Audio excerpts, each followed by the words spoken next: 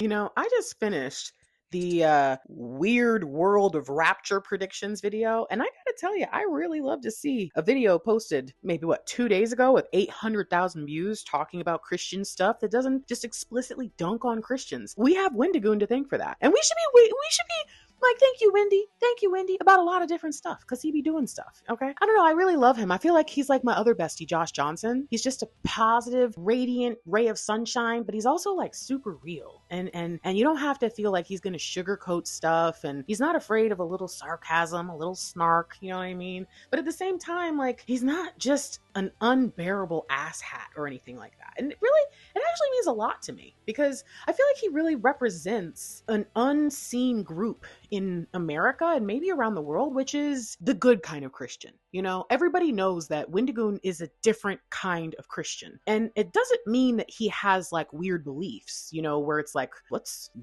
he's a what now? No, it's just him. Like, as a person, you wouldn't look at him and lump him in with anybody else that you would typically say that's a Christian. I think that there are some specific reasons for that. I think that there's something about Isaiah. Yeah, he's my best friend now, okay?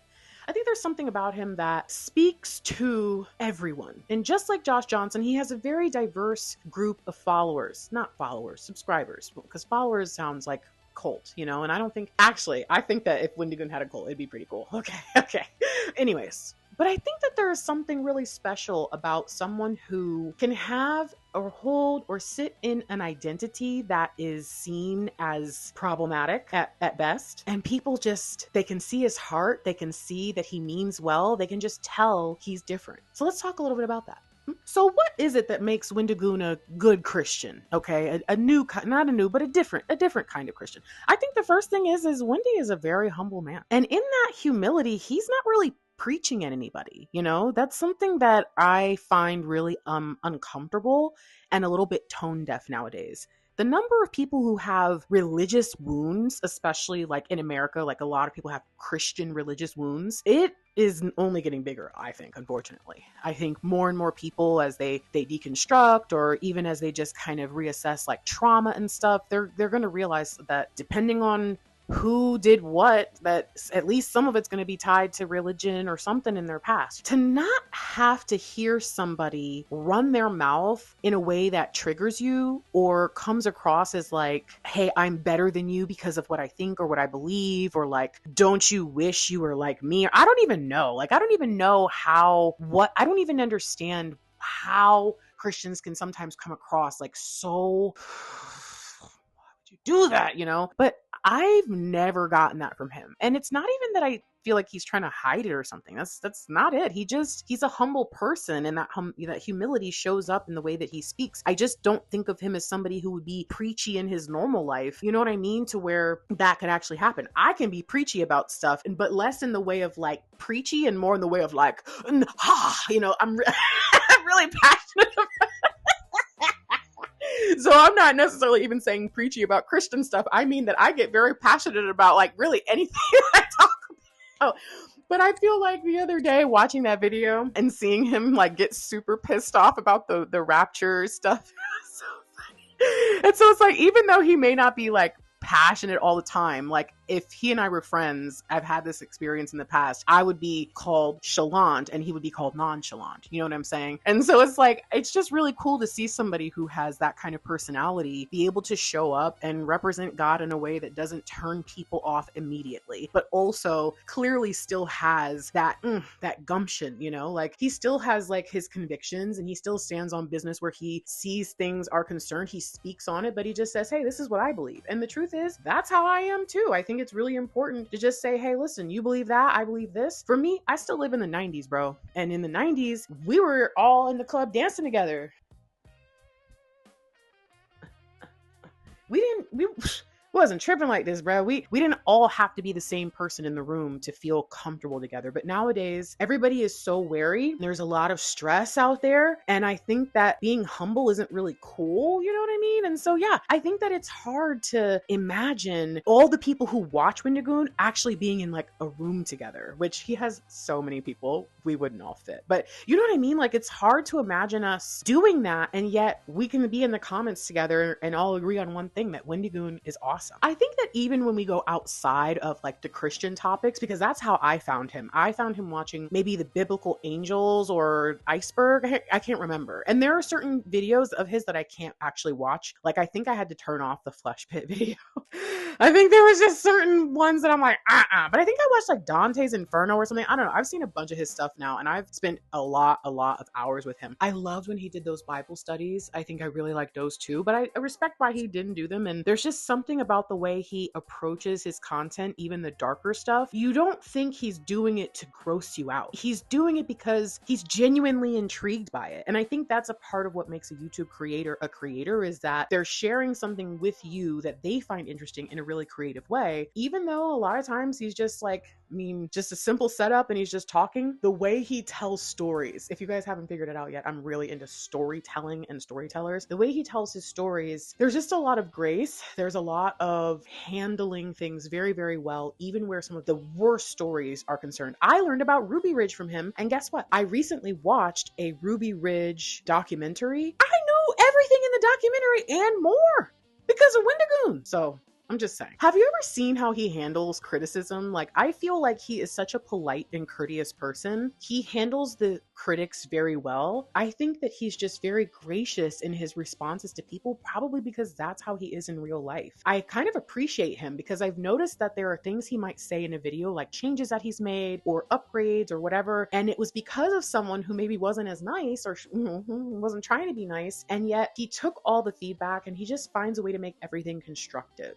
One of the most important things to me about being a good Christian and not a bad Christian, and how people would see you that way, people need to see that you have a good heart. They need to know who you are before you tell them who you are. And yes, obviously in his Christian content, he will kind of announce and say, look, I'm going to be speaking from a Christian lens, but just know I'm not here to thump on you, okay? Like we're just going to have a nice conversation, and it's genuine, you know? I feel like that gives his viewers a chance to see his heart and who he really is, and that when he then comes and says, and I'm a Christian, it's not something where they go, oh, I bet you are. You know, it's more like, really? Huh? You know, you know, like, but you're so nice, or whatever might come through. Somebody asked me that, like, so you know that if you're Christian, technically you're supposed to evangelize. And I'm like, yes, I know, but I'm not good at it yet. I'm not good at taking people on. I don't want to have religious arguments. That's just not really who I am. So no, I'm not an evangelist, and I'm definitely not a good one. And they're like, well, how do you represent God? How do you show people you're Christian? And I remember the best example I can give is this one time I was at a club and I had just done a performance. And I think I had done a comedy performance. And in my set, I think I may have mentioned that I was Christian, or I don't know how this guy knew this, but I remember this kid came outside. First of all, he offered me drugs. And I was like, no, thank you. He offered me it looked like a little tiny stamp with fruit on it. And I was like, I'm good, thank you. And then he was like, well, I just was wondering something. Like, how can you justify coming up here, being on stage, saying some of the stuff that you're saying, but also like being a Christian? And in that moment, that I was able to evangelize. And I just told this kid straight up, like, look, I don't have to be perfect to be a Christian. I'm trying to be the best person that I can be. I want to be able to help people find God by being the best person that I can. And when they ask me, hey, I want to do what you do, how do you do it? Then I can tell those people, like, hey, I followed this set of, whatever. I don't know what it is that I said to him, because I think I said maybe it was more eloquent. I don't know. But I said a little bit more, but it was just a couple sentences back and forth. And he was like, kind of like, dang. And guess what? That kid ended up getting off drugs. Like within 6 months to a year of this, he was off drugs, had gotten back with the mother of his children, he's a fighter. He started fighting again and was winning stuff, was making good money, was making music. Like suddenly he went from this life where he felt like, I don't know how to get out of where I am to where I want to go. Cause I think he might've already been kind of Christian or something. It was like, how do I do that? And it was like, bro, you don't have to be perfect to talk to God. Like, what are you doing?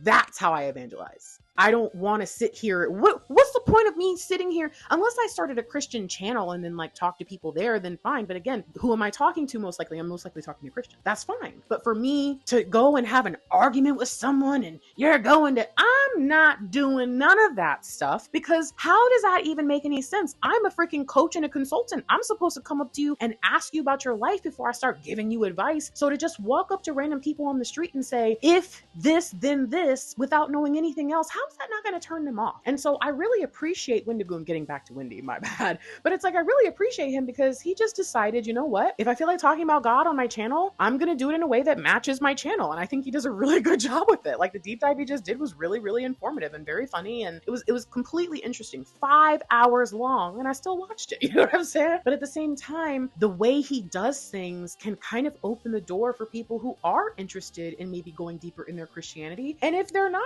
or they're not interested in it, then they don't have to watch it, and they don't have to worry about him thinking anything of it. That's the way it should be, unless, I don't know, man. I'm real big on like stay in your lane, and I just think it takes a certain type of person to be an evangelist, and I just don't think a lot of people nowadays are cut out for the level of kindness that it takes, because I've seen people who have been fear-mongered into church situations only to turn around and basically be abandoned. Like, oh, you're in now, just stay around. And it's like, no, you're supposed to like cultivate it, you know what I'm saying? And so, yeah, man, I don't play about that kind of stuff. I want people to come to God on their own if that's their thing. And if it's not your thing, dude, I'm not arguing with you. And I'm not even mad at you. I don't hate you. I grew up with atheists and stuff. I learned how to deal with that a long time ago. And I feel like maybe that's a part of it, is that maybe Isaiah has had a lot of different types of friends, and he doesn't feel like it's his job to judge their life. I don't know how he got so good at just being a good person, in spite of the fact that, according to most of Americans who don't like Christianity and stuff, he's like a good Southern boy. Like, you would think, I don't know, he has all these reasons to be a bad person, and yet he's just not. He's just not. I think that there's something really beautiful about his curiosity and how he just goes down these rabbit holes and takes us along with him. There's something very YouTube core about that, you know? It's just,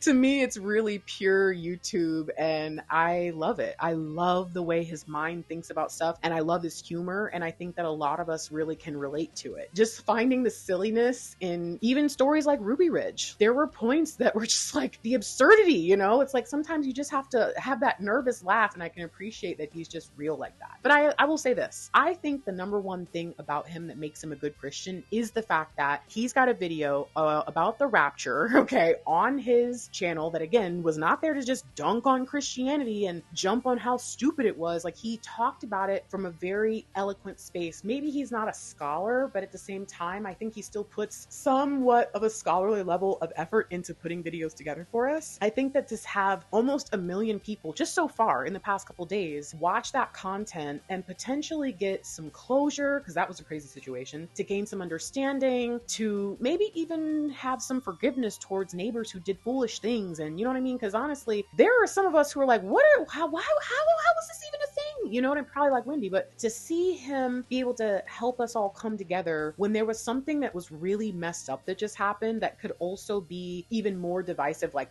Christians are already so dumb, and now they're even dumber. They don't even read their own Bible. Like, I don't know. I just feel like he does something really, really magical. I think that his approach to it, and how odd some of it is, especially like in the religious space, I just feel like there's something really raw and real, and that's what people want to be a part of. And I really, really appreciate Wendigoon for that. I appreciate the fact that even though I'm not like a commenter, I don't go into his lives, I only claim being part of the Wendigang because I am. Like, I don't care what anybody tells me. I've decided. So that's my identity now. Okay. And so it's just like, there's something about knowing that that perspective is allowed, that his perspective, which might not be the one that makes sense, it's definitely more mixed, that so many people could connect with it and say, interesting. I hope that if you've never heard of this person and you don't know who I'm talking about, you better find out. Okay. No, but you should, because it's actually really cool. He goes on deep dives. If you've ever seen like a, I don't know, 9-hour long iceberg on the Bible or something, I can't remember exactly which one it is. That's him. Okay. And it is worth it. It is absolutely worth it. It's so interesting. I never thought that watching somebody sometimes he barely has any visuals. Sometimes he's just in his room for hours and hours and hours. And yet it's like, this dude is so fascinating. He's got a great voice for it. Overall, his content is something that everyone could benefit from. He doesn't do only Christian stuff. In fact, he pretty rarely does Christian stuff, but the stuff that he does do, I think, is really informative. And I just think that people should connect more with people like like Wendigoon, people like Josh Johnson, people who they have a heart and you can see it clearly and you can tell that they mean well and that they're here to make a difference in their own little way. I think more of us need to connect with people like that. So be sure to check out his channel. I try to remember to like link it and do a bunch of stuff. If you're interested in more content like this, where I share my random opinions about random people, which is so weird, but it's like, welcome to YouTube, man. Please do subscribe to my channel, like this video, leave a comment, tell me what you think about Wendigoon. Did you always like him? Did you think at first that he was like a Christian guy and you're like, boo? Or are you a Christian and when you first found him, do you think he's a heretic? Am I the only one who thinks this? I feel like a lot of people think this way. I feel like a lot of people feel this way. But I also know that there are people in the past that I thought were cool, and then they say that people don't like them. And then I later find out like a bunch of people were like, bad here, abomination. And I'm like, oh, dang, for real? But I don't know. I couldn't imagine anybody saying about Wendigoon. So let me know what you think. What do you think about Wendigoon? Leave a comment. I'll talk to you later. I love you. Bye.